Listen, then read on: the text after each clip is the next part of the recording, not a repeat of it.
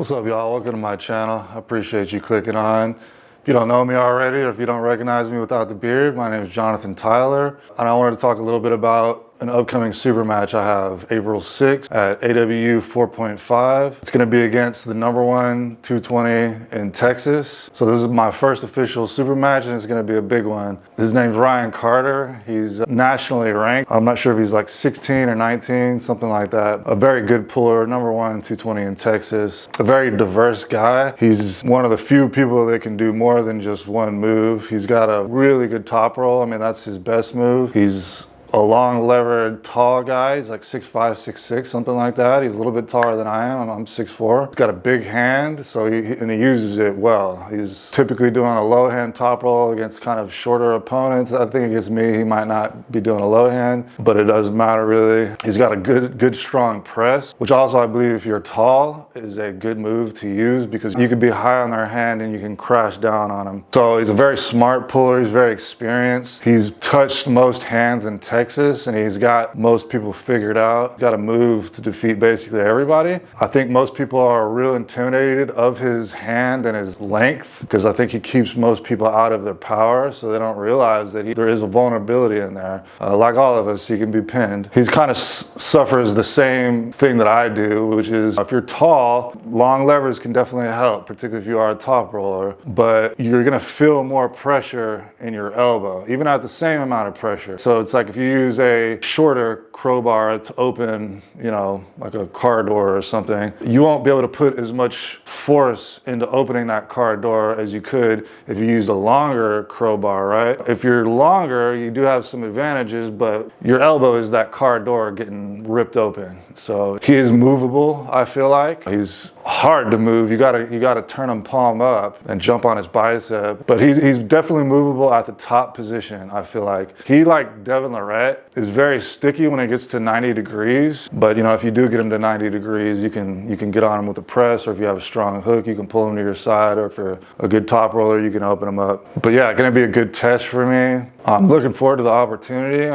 I'm nervous about it, but I also have a degree of confidence going into it. Anyways, I'm doing squats right now. It's I was on a squat program before I found out about this super match, and I'm still on my squat program. It's kind of one of the ways that I use to naturally build my entire being, the strength of my whole body. If you want to release the most amount of testosterone, the most amount of human growth hormone naturally, you need to be using compound movements. So like multiple joints, big muscle groups, lifting heavy weights, and that's what I'm doing right now.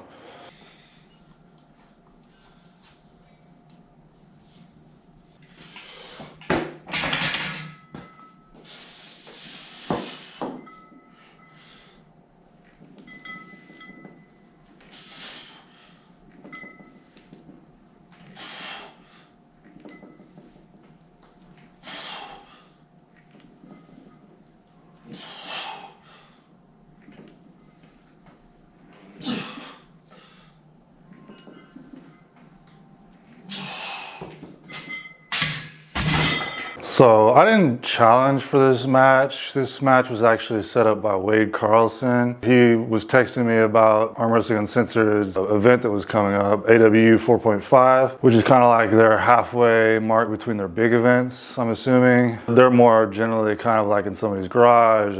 In this case, it's going to be in Austin Jennings' backyard, which I like. For one, I don't need the pressure of the main stage right now. I'm still pretty inexperienced when it comes to arm wrestling. That's what I felt really when I got the match. I might not be experienced enough to be able to take on Ryan, but I do have some confidence in myself. He asked me if me and my brother, my twin brother, actually wanted to super match each other. But we were in Taekwondo growing up. Some of y'all might know this already, but we had like 60 trophies between the two of us, and all of them were like first and second because we'd always eliminate the competition and then end up in the finals together. And it would be us against each other like every time. So the thought of doing that thing again doesn't appeal to me. Me and my brother can forge our own path in arm wrestling, and I think we're both going to be great like we were in Taekwondo. I mean, we were both extremely good and feared. I think the same thing is going to happen and is already happening. But yeah, so I didn't challenge for the match, but whenever I was offered the match, it's a good opportunity because Ryan is the man in Houston and in Texas, but I do think we're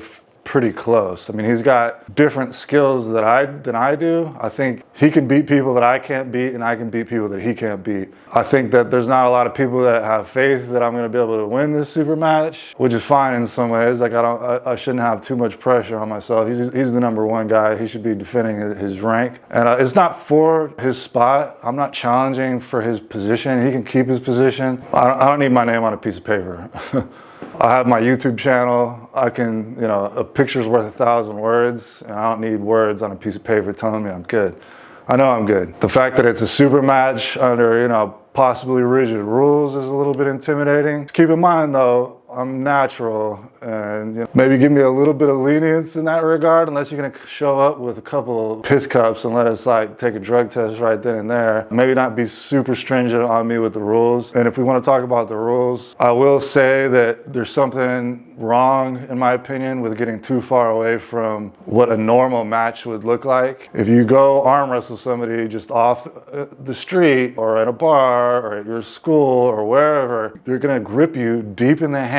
They're going to move their shoulder forward, and I don't think you should really move these things too far apart where the average viewer sees it and they're like, what is happening here? You don't want to go so overboard with the rules that it doesn't look like a normal match would look. I see some of these elite arm wrestlers grip up with regular people, and they want to try to have them move their shoulder back and, oh, don't cut me in, and they want to kind of pull away and stuff. Those people kind of think you're pussies, and for good reason in some ways. Whether they tell you that or not, they go home and tell their girl or whoever, or just think to themselves, like, that guy was a jerk and kind of a coward, couldn't grip my hand. And they're just using their little arm wrestling techniques. So I don't think we should get so far away from natural arm wrestling that the average person doesn't relate to it. The average person also doesn't think you should be dropping your body and stuff, but hey, they can wise up to that, okay? But some stuff, don't get so far away from normal, natural arm wrestling. We don't need all this gap. You don't worry about the shoulders too much. If you can't explain to me why that makes sense and in layman's term where I can easily understand it, leave it be. But anyways, I got 4 sets to do. I got 3 more sets with this weight. It's 260 pounds on a front squat, and I'm doing sets of 6.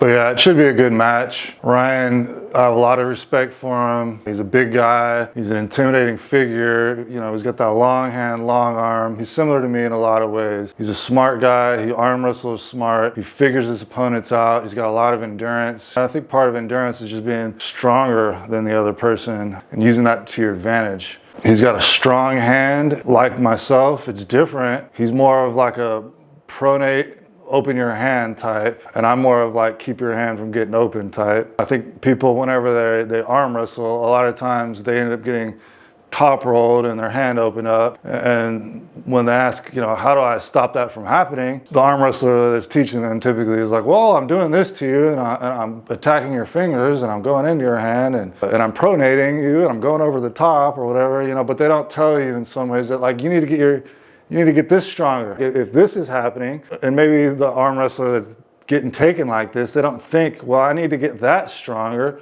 They just think, well, I want to take other people's hands. I want to do what they were doing to me. But priority number one, if somebody could take your hand, if you're a new arm wrestler, is get your cup stronger, get your wrist flexion stronger. And that was one of the things that I focused on whenever I first got into arm wrestling, because I felt like, man, I can feel that I'm as strong or stronger than a lot of these guys. But as soon as my hand got taken, a lot of my power was gone. So I put a lot of effort into getting my cup strong. I already have good ability, good pronation ability, good side pressure from baseball, and you also turn over the bat. So there's a pronation aspect to swinging a bat. There's a side pressure aspect to throwing a ball. So I think I've always had good natural pronation and side pressure. Like Ryan, I'm good everywhere. I don't have the greatest top roll. Maybe sometimes I downplay it. I can top roll most people. It's not like my go-to move, but I can crack wrist for sure. But I prefer just like a strong, you know, I like a hook. It feels the best to me. I know there are hookers that can beat me and that are stronger than me, but I am starting to get healed up on the inner elbow, which was, you know, limiting my power, and I'm feeling stronger than ever in that regard. I do have a couple little injuries, you know, in other areas now. You get one link in the chain super strong, you know, other links tend to break, you know, you end up, tendons are flexible. They're like bands, you know, and if you get one band really strong, then the other bands connecting your elbow together are more at risk. So I have other little injuries in there, but I would say for the most part, I'm feeling better than I ever have. And I think it'll be a good match because of that. We're very opposite in a lot of ways. He's an outside guy, I'm an inside guy, but we can both adapt at the table, which I also like about the Supermatch format. You know, it's like if the referee is making me uncomfortable, if I get beaten, I could try something different. You know, I have options. I'm not just like beaten and then gone, you know. And I also feel like the more I pull somebody, the more I can figure out how to beat you or how to beat that person. One thing that I'm not a huge fan on, and I don't want to keep harping about it, but with like organized arm wrestling, is that, in my opinion, and a lot of people are like, oh, practice matches don't count, you know, whatever. If I had a referee kind of helping me, you know, I'd get you. Well, it's like, don't you think there's kind of something wrong with the rules or the reffing if like I can crush you in a practice and you can beat me in a match? Is it really just that like you needed that ready to go? Or is it like you can't stop this in practice, you need a referee to help pull me out of it while you're pronating into my hand? Can you beat me mano a mano, hand to hand, or do you need another person over here pleading for help? You know, oh, he's got his shoulder in, he's cupping me in. Well, get stronger pronation, you know, flatten me out. You know, hopefully Ryan doesn't, you know, I feel like he's a pretty stand-up guy. I think we're gonna have a close match regardless. So I hope he's not trying to use the referee to his advantage too much. He's already gonna be getting an advantage in my opinion. The best reffing I ever got was when I was an amateur and they didn't know who I was. They don't know who the other guy is. Nobody's like a senior arm wrestler necessarily. And nobody's really getting favoritism. I feel like once you hit the pro level, particularly early on, they kind of favor the senior arm wrestler or the more popular arm wrestler. And then, you know, they'll kind of give a little bit of an advantage to them, which is giving a disadvantage to the up-and-comer arm wrestler that's trying to break into the pros. But anyways, third set.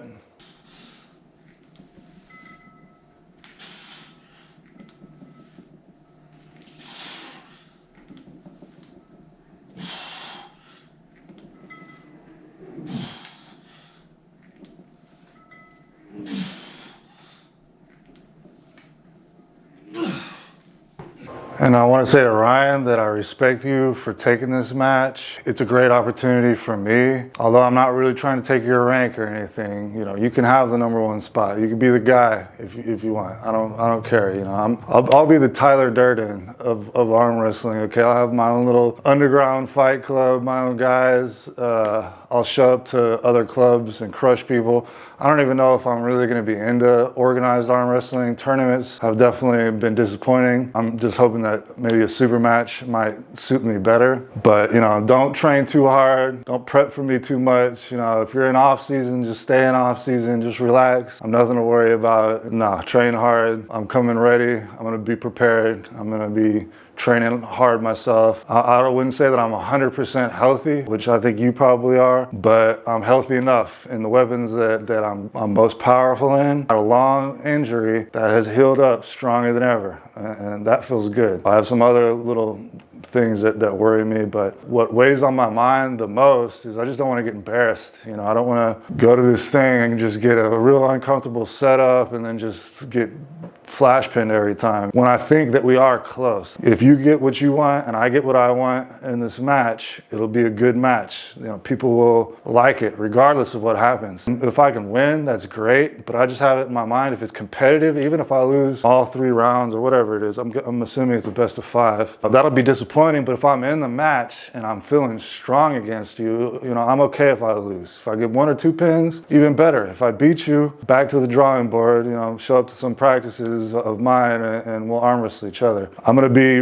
releasing the 3, I think we've met up 3 times, me and Ryan on the table. And I'm going to be showing the first time that we pulled together on this video. He was more of an established arm wrestler than me at that point, but I don't think by much. But the first time I ever arm wrestled him, it was like the first real practice I'd been to. I'd practiced with my brother on the table and been to an amateur tournament with like literally I'd never been on a professional table when I went to my first tournament. But whenever I arm wrestled Ryan for the first time, it was at my first practice, and it was eye-opening in a lot of ways. But even then, I was decently competitive with him. I'm not going to show the left-hand footage, but we've always been pretty close left-handed, and right-handed I've always been fairly competitive with him. There are people out there that don't get how strong my right is because the gap between us is so far. They don't understand how good I am. People respect Ryan because he's got accolades and he's proven himself. You know, he deserves the respect that he's got. But Ryan, you know how good I am. You know I'm strong. You know that we're close. And I know that you're a bad dude, and not a lot of people are wanting to arm wrestle you, just like a lot of people are not wanting to arm wrestle me. So it is an opportunity for both of us in that regard. Nobody's wanting to supermatch you in Texas. You know, you're having to get out-of-state guys at this point. So this will put you eyes on people. You know, I'll be filming it. Other people will be filming it. There will be people there that will see it. So it's a good opportunity for both of us to grow. You know, if I beat you, you'll get stronger from it. If you beat me, I'll get stronger from it.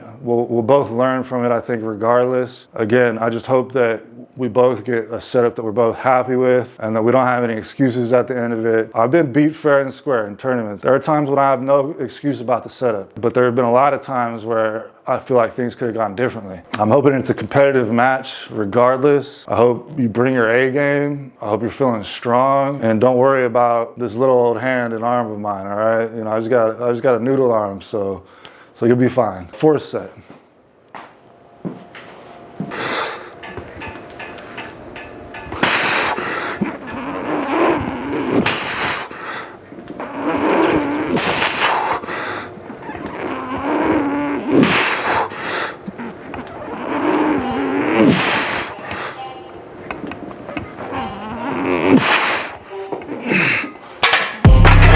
All right, good luck, Ryan.